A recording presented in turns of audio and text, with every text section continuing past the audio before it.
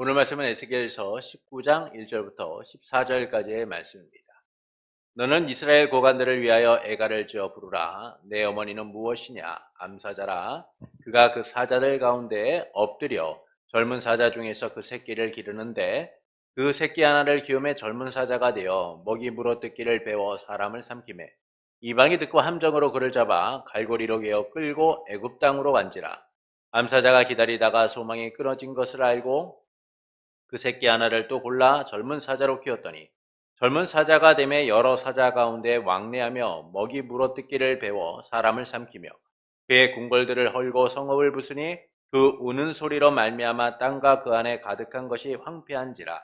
이방이 포위하고 있는 지방에서 그를 치러 와서 그의 위에 그물을 치고 함정에 잡아 우리에 넣고 갈고리를 깨어 끌고 바벨론 왕에게 이르렀나니 그를 옥에 가두고 그 소리가 다시 이스라엘 산에 들리지 아니하게 하려 함이라.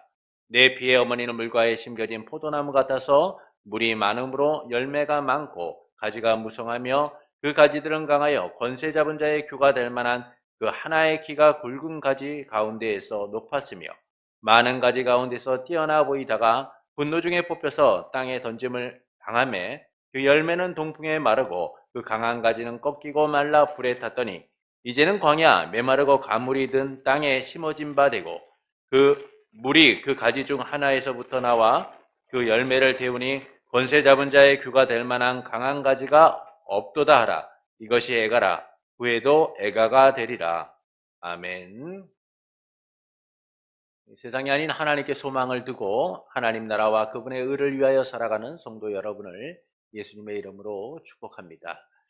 지난주 우리는 살 기회를 주시는 하나님에 대하여 함께 나누었습니다. 하나님께서는 악인이 모든 죄악에서 돌이켜 하나님의 모든 율례를 지키고 정의와 공의를 행하면 반드시 살리라 라고 하시죠. 그리고 이스라엘에게 말씀하시기를 너희는 돌이켜 회개하고 모든 죄에서 떠나라 라고 하시면서 스스로 돌이켜 살라 라고 하십니다. 이는 돌이킴, 변화의 기회가 하나님을 통하여 주어짐을 말씀하고 있는 거예요. 그래서 하나님께서는 용서받을 수 없는 이스라엘을 향해서 다시 살 기회를 제공하여 주셔서 그들이 회개하도록 하시는 거죠. 이스라엘이 회개하고 스스로 돌이켜 살 수 있도록 하시고자 하는 겁니다. 이처럼 하나님께서는 돌이킴과 변화의 기회를 주심으로 이스라엘이 다시 하나님 백성으로 살아갈 수 있는 기회를 제공해 주고 계신 것이죠. 그리고 본문은 이제 애가 슬픈 노래에 대한 말씀을 하고 있습니다. 하나님께서는 이스라엘의 지도자를 위하여 애가를 지어 부르라 라고 말씀하죠. 슬픈 노래를 지어 부르라 라고 말씀해요. 그러면서 사자의 애가와 포도나무의 애가에 대하여 말씀합니다. 암사자가 새끼 중 하나를 키워서 젊은 사자가 되자 그 사자는 사람을 삼킴으로 인하여 이방에게 잡혀 이집트 땅으로 끌려가게 됩니다. 그러자 암사자는 새끼 중 또 다른 하나를 골라 젊은 사자를 키우게 되죠. 그러나 그 사자도 사람을 삼켜서 이방 사람에게 잡히고 바벨론 왕에게 끌려가서 옥에 갇혀 그 소리가 다시 이스라엘에게 들리지 않게 하겠다라고 하십니다. 그리고 물가에 심겨진 포도나무는 많은 열매를 맺고 가지가 무성하였으며 포도나무의 가지는 튼튼하여 통치자의 막대기가 될 만한 정도였다. 높고 많은 가지가 보일 정도였다라고 말씀을 합니다. 그러나 분노 중에 뽑혀서 땅에 던져져 열매는 동풍에 마르고 강한 가지는 꺾이고 말라 불타버렸다라는 것이죠. 이제는 나무가 물이 없는 광야에 심겨져서 통치자의 막대기가 될 만한 강한 가지가 없다라고 말씀을 합니다. 이를 통하여 말씀하시는 바는 무엇일까요? 사람들은 세상이 소망이라고 믿습니다. 세상에 대한 낙관론을 주장하면서 희망적 미래를 설계를 하죠. 한 부자가 밭에서 거둔 수확이 많자 고민에 빠집니다. 곡식을 쌓아둘 곳이 없으니 어떻게 할까? 그래서 그는 기존의 창고를 열고 새 창고, 더 크고 깨끗한 창고를 지어서 모든 곡식과 물건을 쌓기로 합니다. 그리고 말하기를 내 영혼아 내가 여러 해 동안 쓸 물건을 많이 쌓아두었으니 너는 쉬고 먹고 마시고 즐기라 라고 해요. 그러나 그의 희망적 설계 바람과 달리 하나님께서는 그 부자에게 찾아오셔서 말씀하시길 어리석은 자여 이 밤에 내가 내 영혼을 도로 찾으면 내가 예비한 것이 누구의 것이 되겠느냐라고 하시죠. 이처럼 우리가 말하는 세상의 낙관론이나 소망은 때론 우리의 기대와 다를 때가 많습니다. 희망과 소망이 사라지고 무너진 현실과 마주하게 되니까요. 하나님께서는 본문에서 이스라엘 자손의 희망이 끊어질 것이다 라고 말씀해주고 있는 거예요. 그것은 유다의 왕조가 몰락하고 다시 세워지지 않을 것을 말씀하고 있는 겁니다. 그래서 하나님께서는 젊은 사자의 비유와 포도나무의 비유를 통해서 그들의 소망은 끊어지고 애가, 슬픈 노래가 계속될 것이다 라고 말씀하죠. 한 번만이 아니라 이후로도 슬픈 노래가 계속된다라는 거예요. 이는 유다 백성에게는 매우 충격적인 선언입니다. 그들은 다윗 왕조가 계속될 거라고 믿었어요. 다윗 왕조는 끊어지지 않고 계속될 것이고 그들의 희망은, 소망은 무너지지 않을 거라고 믿었습니다. 그러나 그들의 소망과 달리 다윗 왕조는 역사의 뒤안길로 사라지게 돼요. 더는 다윗의 혈통을 잇는 왕이 세워지지 않고 슬픈 노래는 계속될 것이다 라고 말씀해주고 있는 거예요. 그래서 하나님께서는 이것이 애가라, 후에도 애가는 되리라 라고 말씀하죠. 이를 통해서 말씀하시는 바가 무엇일까요? 불순종이 가져온 비극적 현실에 대하여 말씀해주고 있는 겁니다. 그러니까 본문의 핵심은 이것이 애가라, 후에도 애가가 되리라 라는 말씀이에요. 그러니까 이는 슬픈 노래가 이후로도 계속된다라는 거예요. 이 비극적 현실의 원인은 하나님의 언약을 바르게 이행하지 않고 불순종했기 때문이다라는 겁니다. 그래서 하나님께서는 다윗 왕조의 멸망을 통하여 그들의 희망적인 낙관론을 무너뜨리고 계신 거예요. 세상적인 낙관론이 아니라 하나님의 말씀을 따라 살아가는 것만이 진정한 희망이다라는 사실을 알려주고 계신 것이죠. 그래서 하나님은 두 비유를 통하여서 유다의 왕들과 유다 왕조의 멸망에 대하여 말씀해주고 있는 겁니다. 첫째는 두 젊은 사자의 비유이죠. 본문 1절부터 9절의 말씀을 보시겠습니다. 본문 1절부터 9절입니다. 말씀이 좀 길지만 함께 읽도록 하겠습니다. 너는 이스라엘 고관들을 위하여 애가를 지어 부르라. 내 어머니는 무엇이냐? 암사자라. 그가 사자들 가운데 엎드려 젊은 사자 중에서 그 새끼를 기르는데 그 새끼 하나를 키우매 젊은 사자가 되어 먹이 물어뜯기를 배워 사람을 삼키매 이방이 듣고 함정으로 그를 잡아 갈고리로 깨어 끌고 애굽 땅으로 간지라.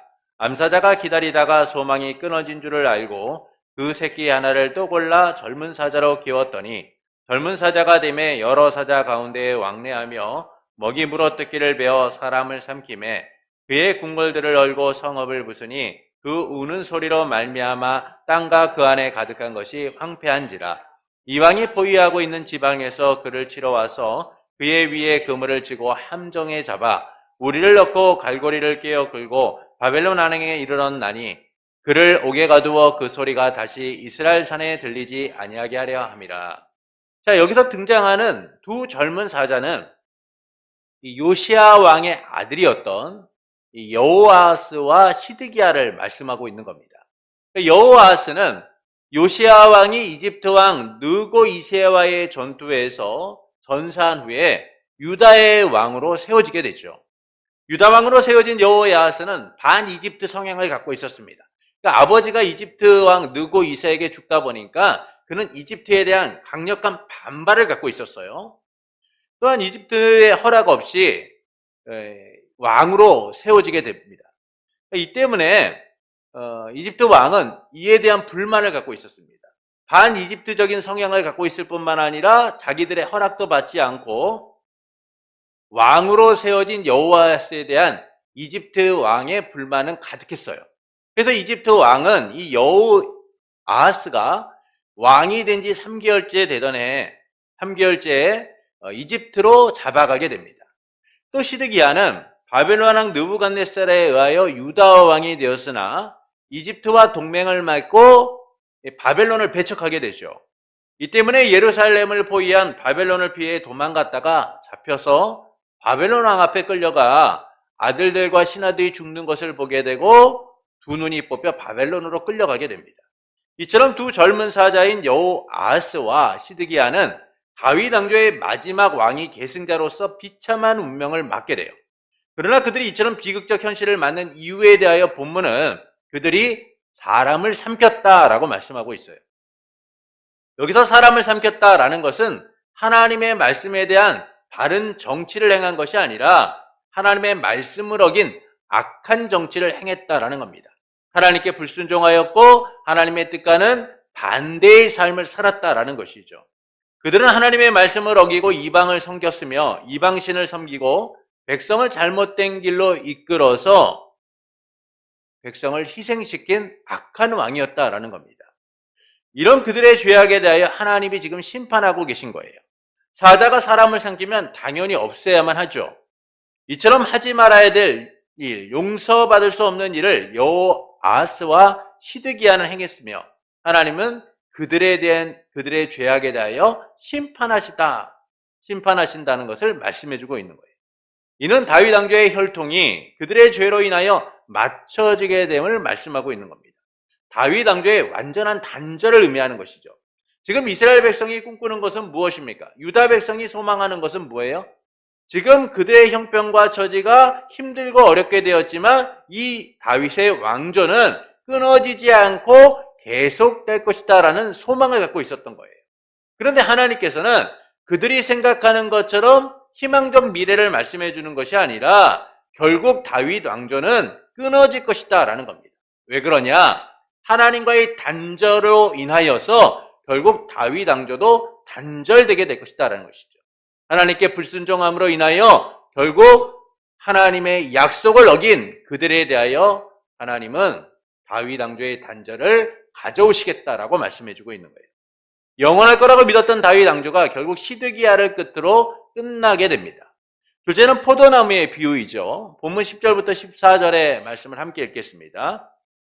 내 피의 어머니는 물가에 심겨진 포도나무 같아서 물이 많음으로 열매 많고 가지가 무성하며 그 가지들은 강하여 권세 잡은 자의 규가 될 만한데 그 하나의 키가 굵은 가지 가운데에서 높았으며 많은 가지 가운데에도 뛰어나 보이다가 분노 중에 뽑혀서 땅에 던짐을 당하매 그 열매는 동풍에 마르고 그 강한 가지는 꺾이고 말라 불에 탔더니 이제는 광야 메마르고 가무이 든 땅에 심어진 바 되고 불이 그 가지 중 하나에서부터 나와 그 열매를 태우니 권세 잡은 자의 규가 될 만한 강한 가지가 없도다 하라.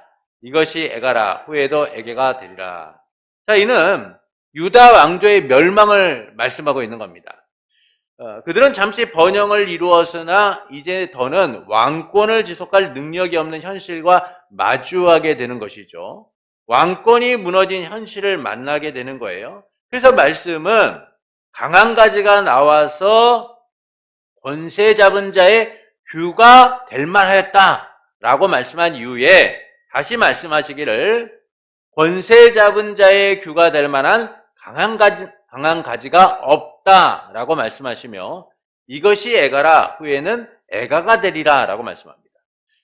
더는 왕권이 세워지지 않으며 그 아픈 현실로 인하여 그들은 슬픈 노래를 지속하게 될 것이다 라는 것이죠. 앞의 사자 비유나 포도나무의 비유도 똑같이 다윗 왕조의 단절을 말씀해주고 있는 겁니다. 이는 이스라엘 자손의 소망이 무너졌음을 말씀하고 있는 것이죠.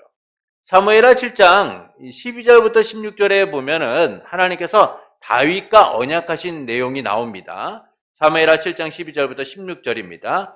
내 수완이 차서 내 조상들과 함께 누울 때에 내가 내 몸에서 날 내 씨를 내 뒤에 세워 그의 나라를 견고하게 하리라.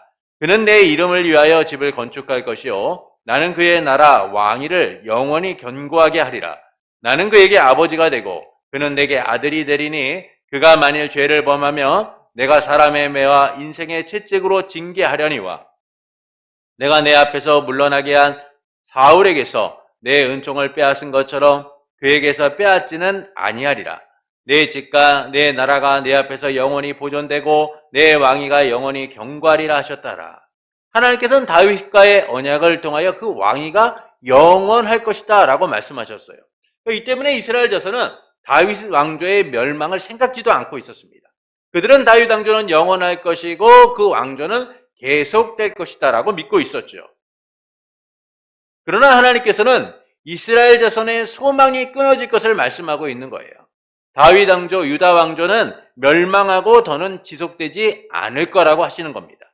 이는 이스라엘 자손에게는 매우 충격적이다라고 말할 수 있죠.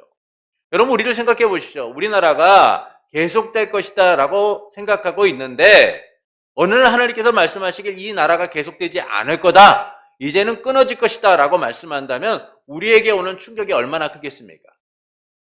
우리의 삶의 터전, 우리의 삶의 문제, 이런 것들은 중요하지 않게 되는 거예요. 이제 우리는 어떻게 살아야만 하지?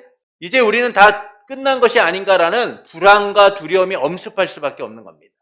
지금 하나님께서 이스라엘의 소망이, 유다 자손의 소망이 끊어졌다라는 사실을 선언하고 계신 거예요.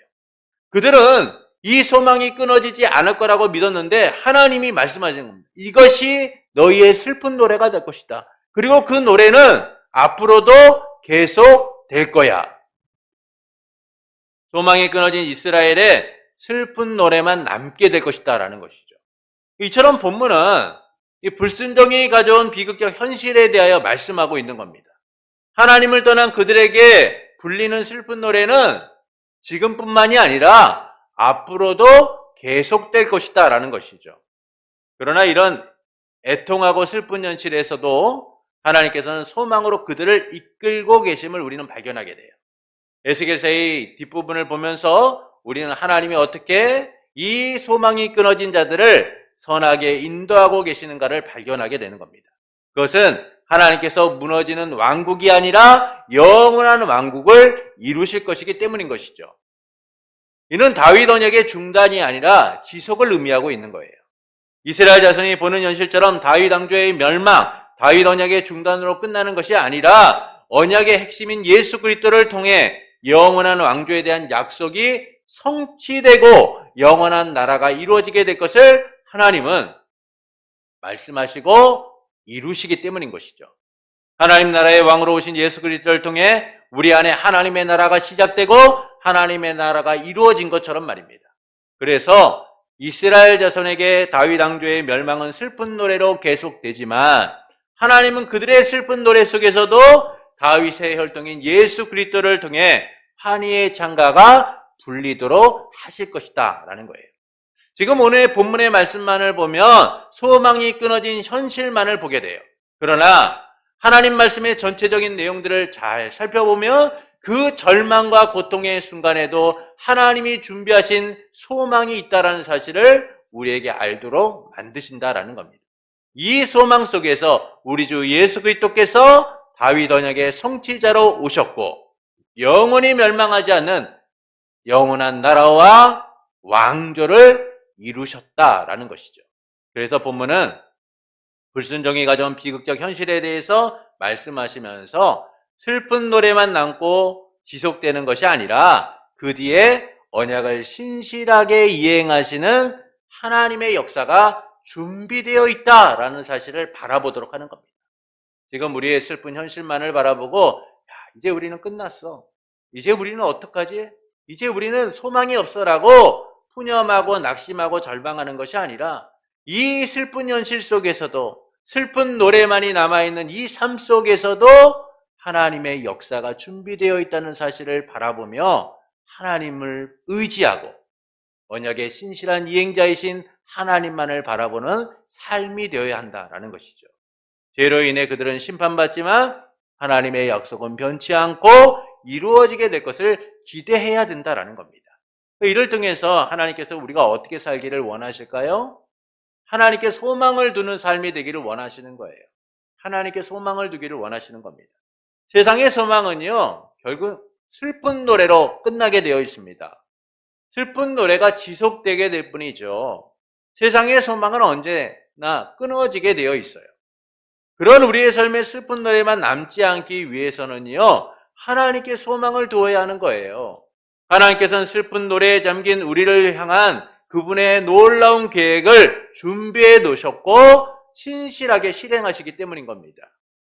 그래서 우리는 이 세상의 소망이 끊어지고 삶이 무너지는 순간에도 하나님께서 일하심을 믿고 하나님의 역사를 바라보는 인생들이 되어야 하는 겁니다. 우리의 삶에 슬픈 노래만 남겨진 것 같지만 하나님이 준비해 놓으신 소망의 노래가 있기 때문이죠. 슬픈 노래가 사라지고 새 노래가 넘치는 소망이 준비되어 있어요. 이를 위해 하나님께서는 약속하신 바대로 우리가 소망의 실체를 만나고 누릴 수 있도록 역사하십니다. 그래서 우리는 우리의 삶의 소망이 끊어진 현실만을 바라보는 것이 아니라 하나님의 소망을 바라보며 살아갈 수 있는 인생이 되어야 하는 거예요. 그러나 우리는 하나님께 소망을 두기보다는요, 여전히 슬픈 노래만 남은 세상의 소망을 두고자 합니다. 세상의 소망으로 삶의 위로를 받고자 하죠. 그것은 세상의 소망이 영원할 거라고 믿기 때문이에요. 그래서 삶의 소망이 되는 것을 붙들고 살아갑니다. 그러나 실제 우리의 삶을 들여다보십시오. 우리가 붙들고 있던 세상의 소망이 끊어지고 내 삶을 끊어지지 않고 내 삶을 붙들고 있는가 말입니다. 세상의 소망이 여전히 내 삶을 붙들고 있는가를 생각해 봐야 돼요. 지금은 내 삶의 소망이 되고 영원할 거라고 믿지만 결국 우리가 소망이라고 믿었던 것들이 사라지는 현실을 만나게 되는 거예요. 그리고 슬픈 노래만 남은 현실과 마주하게 되는 겁니다.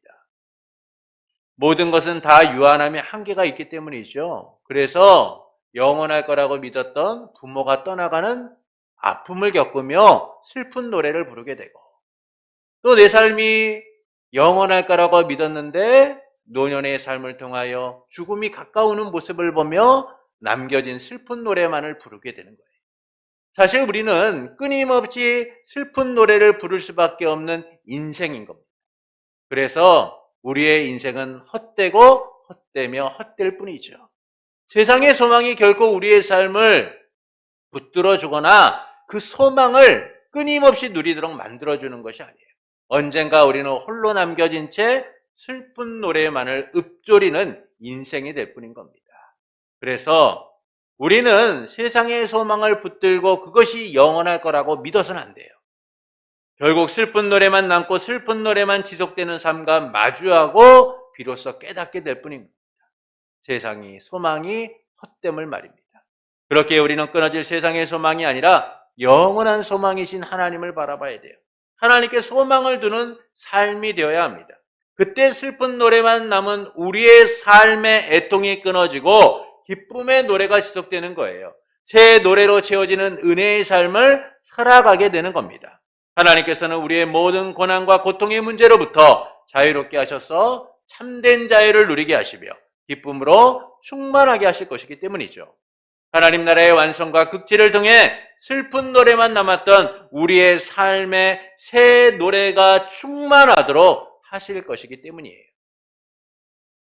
그래서 요한계시록 21장 4절은 이렇게 말씀합니다. 요한계시록 21장 4절은 모든 눈물을 그 눈에서 닦아주시니 다시는 사망이 없고 애통하는 것이나 곡하는 것이나 아픈 것이 다시 있지 아니하리니 처음 것들이 다 지나갔음이더라. 하나님이 궁극적으로 이루실 하나님의 나라를 통하여 우리는 슬픈 노래만 남은 모든 고통과 아픔의 원인들이 제거된 참된 삶을 살아가게 될 것이다라는 겁니다. 새로운 삶을 살아가게 되는 것이죠. 헛노래가 사라지고 슬픈 노래가 사라지고 새 노래를 통하여 하나님의 구원의 역사와 감격 속에서 그 은혜를 누리는 삶을 살아가게 될 것이다라는 거예요. 그래서 우리는 끊어질 세상의 소망이 아니라 하나님께 소망을 두는 삶이 되어야 하는 겁니다. 하나님이 이루실 소망을 기대하며 현실 넘어 하나님의 역사를 바라봐야 돼요. 그때 슬픈 노래만 남은 삶의 소망이 찾아오고 새 노래가 불려지게 되는 겁니다.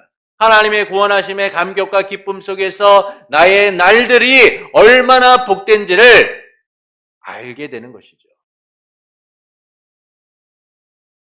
우리의 삶이 슬픈 노래가 남아있고 여전히 슬픈 노래가 계속되는 것처럼 보이지만 우리가 하나님께 소망을 두고 살아간다면 하나님은 우리의 슬픈 노래를 거두시고 새 노래로 충만하게 하실 겁니다. 그래서 우리는 세상의 소망이 아니라 하나님께 소망을 두는 자들이 되어야 돼요.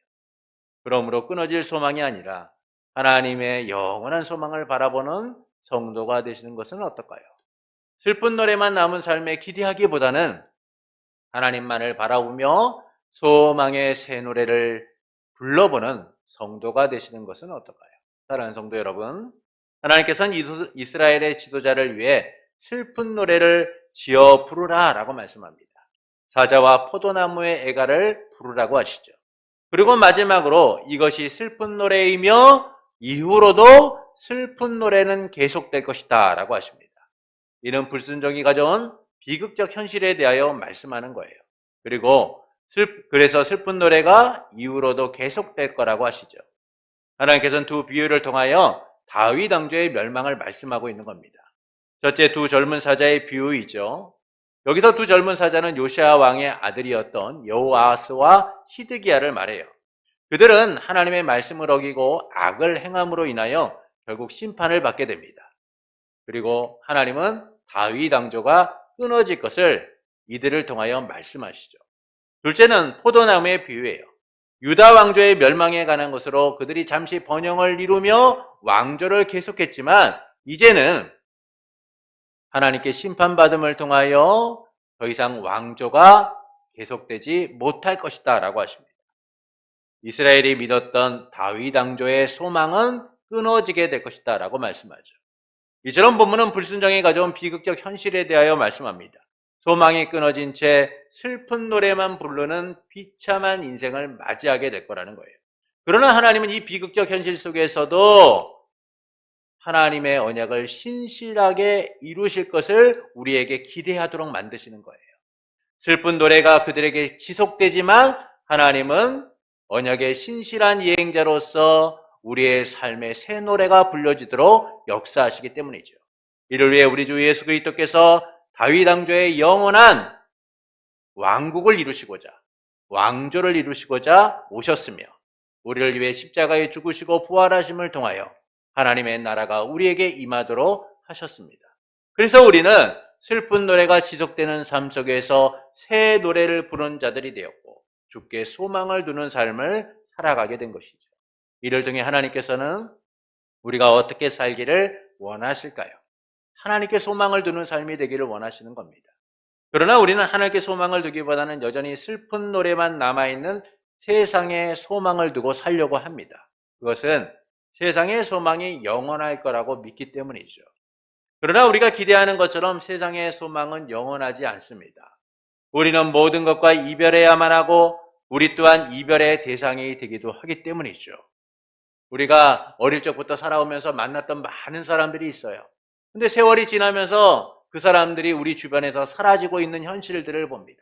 그리고 외롭게 홀로 남아 슬픈 노래만을 부를 수밖에 없는 안타까운 현실도 마주하게 될지도 몰라요. 우리만이 아니라 모두가 이와 같이 슬픈 노래가 지속되며 그 슬픔을 간직한 채 외로이 인생을 마감하게 됩니다. 그래서 우리는 이 슬픔만 남아있는 이 땅에 소망을 두는 것이 아니라 하나님께 소망을 두는 자들이 되어야 돼요.